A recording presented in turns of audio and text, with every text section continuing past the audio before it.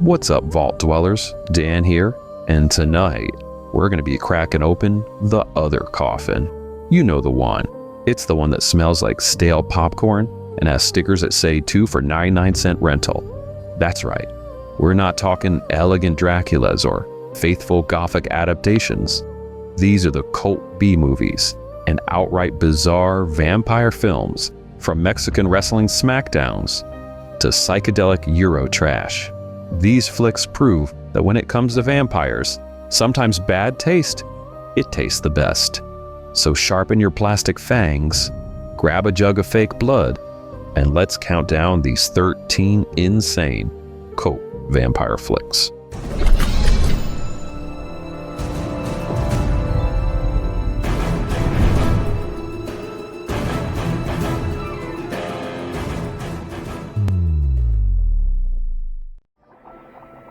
Y sabré recompensarte por lo que has hecho.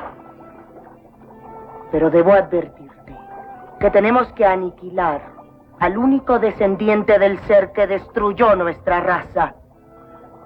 Santo, el enmascarado de plata. You know, only in Mexico can you find a silver bass luchador, not only body-slamming werewolves, but also just saving humanity from the undead. In Santo and the Revenge of the Vampire Women, this wrestling icon gets tangled up with a coven of bloodsuckers, led by a vampire queen who looks like she's been waiting for centuries for a decent hairdresser. Nuestro guía y protector me ordena decirles que cada uno de nosotros debemos convertir a los humanos en nuestros hermanos de sangre, multiplicándonos lo más rápido que sea posible. And yes, most of these fights are exactly what you would imagine. Awkward wrestling holds transplanted straight into a Gothic crypt. It's corny and stitched together with the grace of duct tape, but that's what makes it so goddamn lovable. This isn't Dracula, this is Dracula via Lucha Libre. Cult fans, they adore this because it's just fearless and absurd. You know, forget subtle scares. This is a masked wrestler who's German suplexing vampirism right into oblivion. And honestly, would you have it any other way? Muy machito, ¿no? Vamos, camina.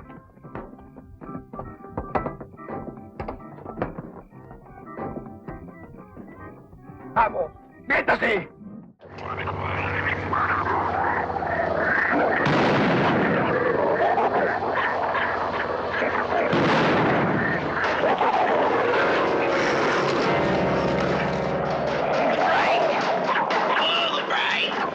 If Hammer was Dracula's ballroom, well then Lemora, it's what's chained in the attic. This strange and unsettling film follows this young girl who's lured away from her strict upbringing into a decaying southern town, ruled by vampires. And what unfolds? It feels like a fevered fairy tale, because you've got swamps dripping with moss, decaying ruins, and vampires that look less seductive and more like wax dolls left too close to the fire. It's art house exploitation, you know, loaded with queasy undertones about innocence and corruption, and critics just hated it. Some towns actually even banned this one, and church groups probably tried to burn every single print. Naturally, that made this a cult classic. The atmosphere is thick and dreamlike, you know, like wandering through a haunted carnival at about 3 a.m. You know what makes this stick? It's how it feels so off, like a bedtime story someone told you right before locking you into the crypt. For cult horror fans, that strangeness is pure gold.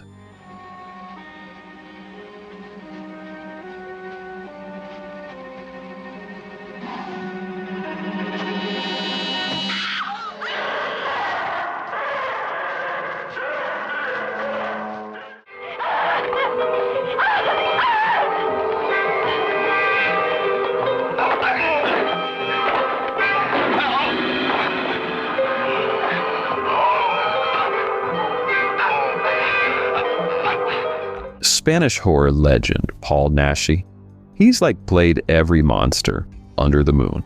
And here, he's gonna sink his teeth into Dracula himself. Count Dracula's great love finds the Count masquerading as a doctor in a creepy sanatorium turned castle. A group of stranded travelers show up because how else would we have a story? And soon the old neck-biting begins. And this isn't just Dracula as a predator. Naschy plays him as like a tragic figure looking for romance, adding melodrama to the usual crypt-crawling chaos. This film is a classic slice of Euro horror excess. Think endless fog machines, lavish cleavage shots, and melodrama so thick you could spread it on toast. The pacing drags just forever, and the logic barely holds, but the gothic vibe, so undeniable. Cult fans love Naschy because he's just committed to the role. Even in a bargain bin Dracula flick, he sells it like Shakespeare in fangs. He's overheated and over the top, and this is just Euro trash vampire cinema at its finest.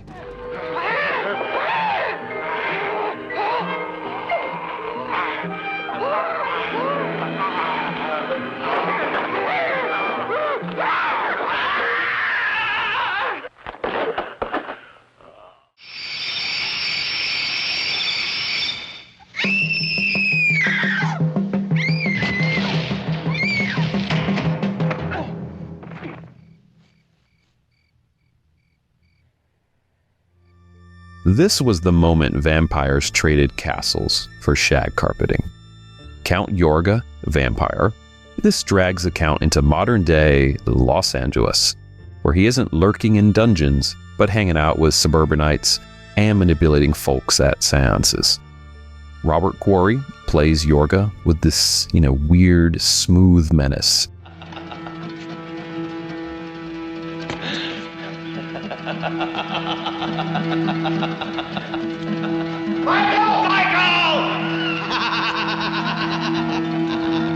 More like this creepy guy at the cocktail party than a cape-swirling fiend. What makes this one shine? It's the cultural clash. Watching a bloodsucker stalk through the 70s suburbia, it feels bizarrely fresh. The polyester wardrobes, the avocado green kitchens, and turtleneck seductions give it this cult charm that we all want. It was cheap and shocking for the time, especially the brutal vampire attacks that looked more grindhouse than gothic. Yorga's popularity, it actually spawned a sequel, proving that Dracula could work in the disco-era America.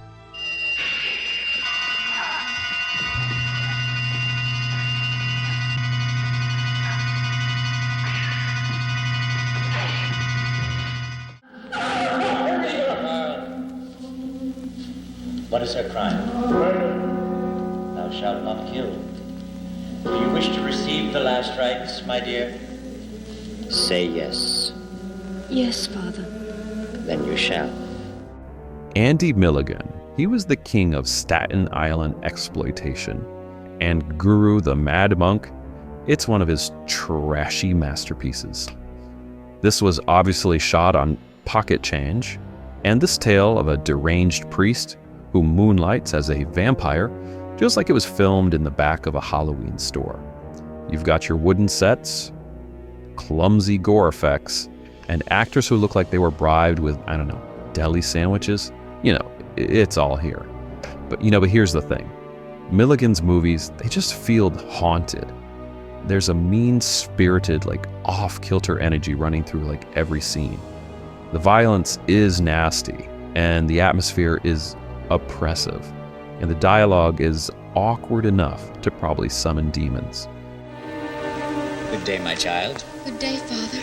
Can I be of some assistance? I need your help, Father. If I can. What is it? It's not easy for me to talk about it, Father. Oh, surely you can tell me about it. What's your name, my child? Christine. For all its faults, it does have this grindhouse grime that cult fans tend to love. This isn't classy horror. It's gutter cinema, just pure and simple. Watching this feels like flipping channels at 2 a.m. and then stumbling into a cursed broadcast you never were meant to see. And that's why it rules.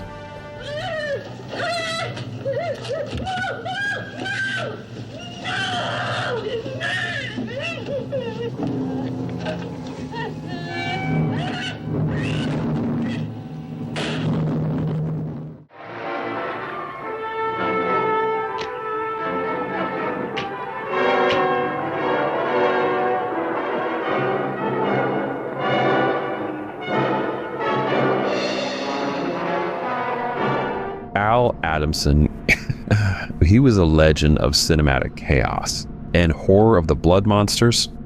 It's his magnum opus of madness. The plot involves astronauts who land on a vampire-infested planet.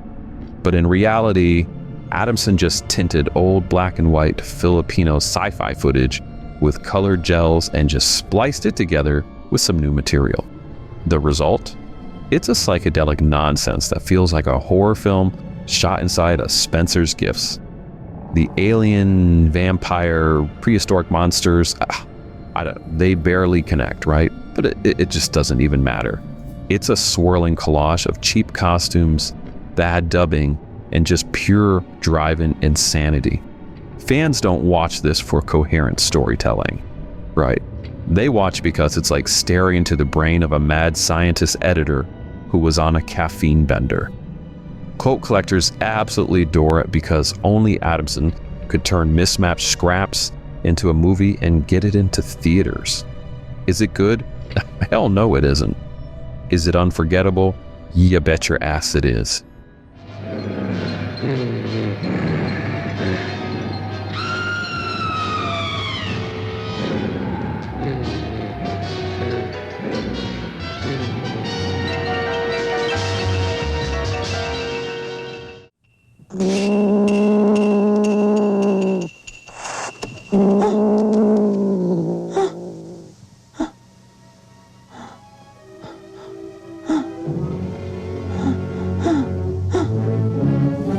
This one's part documentary and part horror reenactment. In Search of Dracula, this is the VHS equivalent of sneaking into a haunted museum tour.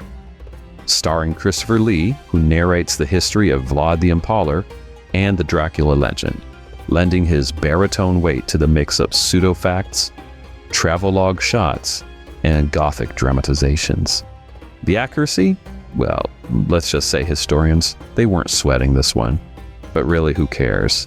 It's about watching Lee crawl through castles and crypts while recounting bloody legends, and it's just pure Halloween comfort food. It's eerie and stylish and campy just all at once. Many cult fans love this because it just straddles the line between serious documentary and spooky movie marathon filler. I mean, you can't trust half of what it says, but Lee's presence makes even the hokiest reenactments feel just that more chilling. You know, think of this as unsolved mysteries by way of Hammer horror. Half fact, half fiction, and just all atmosphere. You know, the perfect late night October viewing.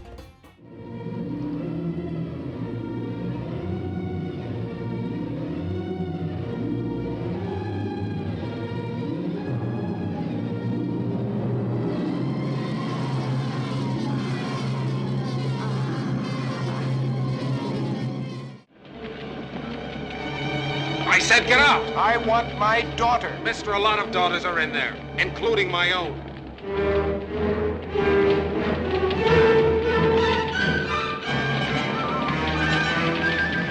Long before I Am Legend was butchered by CGI, it was hauntingly adapted as The Last Man on Earth. Vincent Price plays Dr. Robert Morgan, and he's the sole survivor of a plague that turned humanity into vampire ghouls. And every night, he has to board himself inside his home, waiting for dawn. And then every day, he stakes corpses and burns bodies in a bleak work routine. This is one of Price's finest performances. He's so haunted and just achingly human in this one. The film's low-budget black and white atmosphere, it actually works in its favor. It creates this desolate, suffocating mood throughout. The vampires, they look more like, proto-zombies, which directly inspired George Romero's Night of the Living Dead. It's not just horror, it's tragedy. It's exploring isolation and despair as much as survival. This is a cult fan favorite, and they adore it as it's the truest adaptation of the original novel. And spooky season just wouldn't be complete without watching Price carry the apocalypse on his shoulders.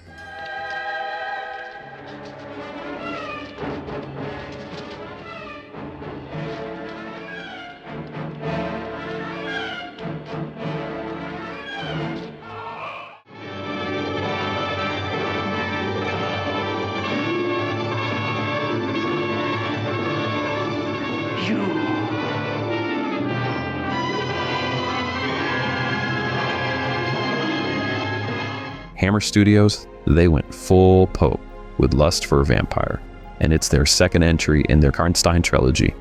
This time, Carmilla infiltrates a girls' boarding school, and the film plays out like a mix of gothic horror and softcore soap opera. There are vampire seductions, crypt chases, and more candlelit cleavage shots than actual scares. Critics, they savaged it, right? But cult audiences found something to love. Sure, it lacks the gravity of Vampire Lovers, but it doubles down on the lowered Gothic camp. The dialogue is laughable. If I'm a vampire? Is that what you believe? Is the famous writer Richard Lestrange a peasant at heart? And the acting is hammy, but the mood is just pure Halloween kitsch. It's the kind of film you watch with friends while throwing popcorn at the screen, but you still find yourself just weirdly enchanted.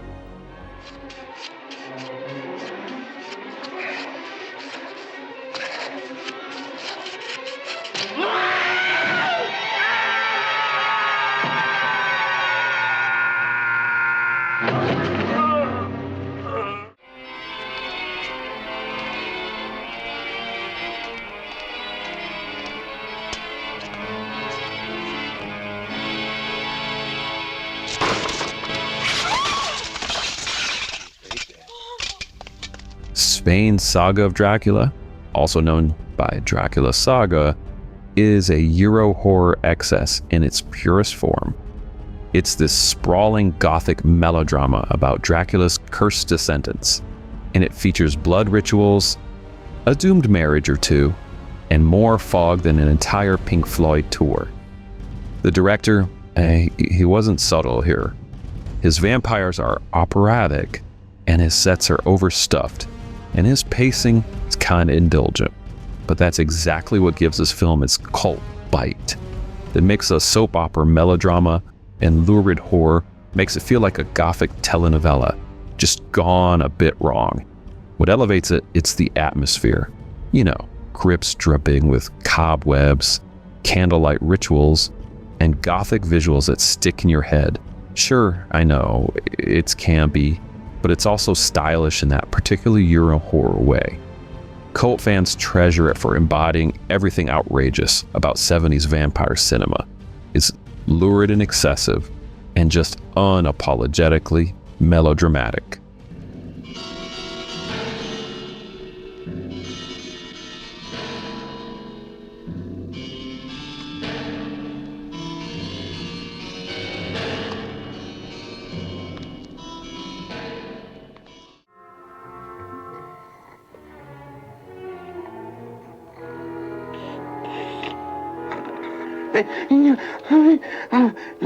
Go away! Damn you to hell! Go back to your coffin! Hammer veteran Freddie Francis, he directed this German horror comedy, and it is just 100% pure camp. The plot? It's a young actress who inherits a castle and finds herself surrounded by lusty, disco-ready vampires. But really, the story's irrelevant here. The movie is just an excuse for costumes, nudity, and vampiric sight gags. You silly humans, you're really no match for us. Sorry to leave you, but I've been invited to Castle Oxenstein. It's our annual convention. You know, think Rocky horror without the catchy songs. Or maybe Hammer horror filtered through a Benny Hill sketch. The tone just wobbles between parody and softcore sleaze, making it one of those so bad it's brilliant experiences. Cult fans adore it because it's unapologetically just so kitschy. It's not scary, it's not serious, but it is entertaining in that what the frick am I watching tonight way to define true cult cinema. Perfect Halloween party background material. Hurry! Little time left! Run for your lives! Come on, get in! Away!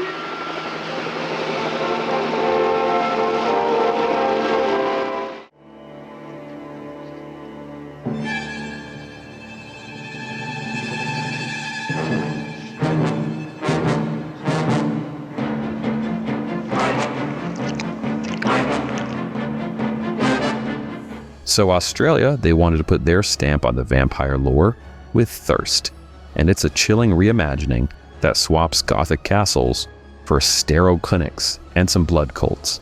The story follows a woman who's kidnapped by an elite vampire sect who believes she's a descendant from Carmilla herself. So instead of coffins and bats, these vampires drink from IV bags and drain humans who are kept in a farm-like facility. The film's strength, it's the atmosphere. The sterile modernist sets and dreamlike editing. It's got this eerie sound design that makes it feel more like a nightmare than a horror film.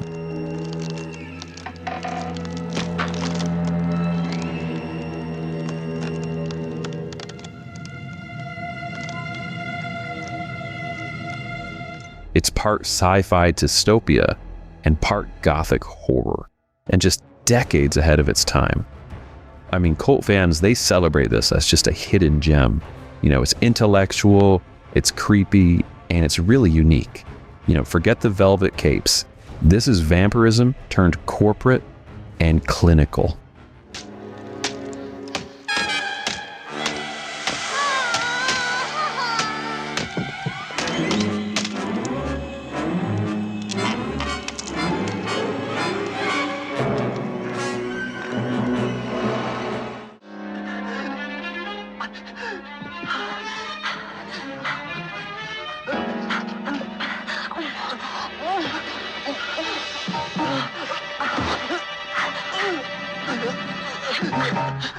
Vampyres, it's the ultimate grindhouse vampire film. Sleazy, bloody, and hypnotic. And it follows two lesbian vampires who lure travelers into their rural home, only to drain them dry. The atmosphere is thick with dread, you know, rain-soaked roads, candlelit rituals, and sudden bursts of shocking gore. The director, he did this with like a mix of art house flair and exploitation grit. The performances, they're chilling, you know, seductive yet predatory, and they capture that perfect balance of allure and a little bit of menace. For 1974, the violence and sexuality were actually pretty shocking, which only fueled its cult reputation. This isn't Hammer's polished gothic. This is raw, grimy horror. Fans love it because it's uncompromising. A true midnight movie masterpiece. Sleazy and just unforgettable. And that's why it earns the #1 spot. Have you gone quite mad?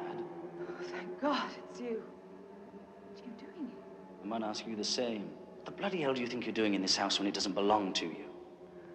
I've seen them down there. You know, this is exactly what October should all be about. The spooky, the sleazy, and the strange.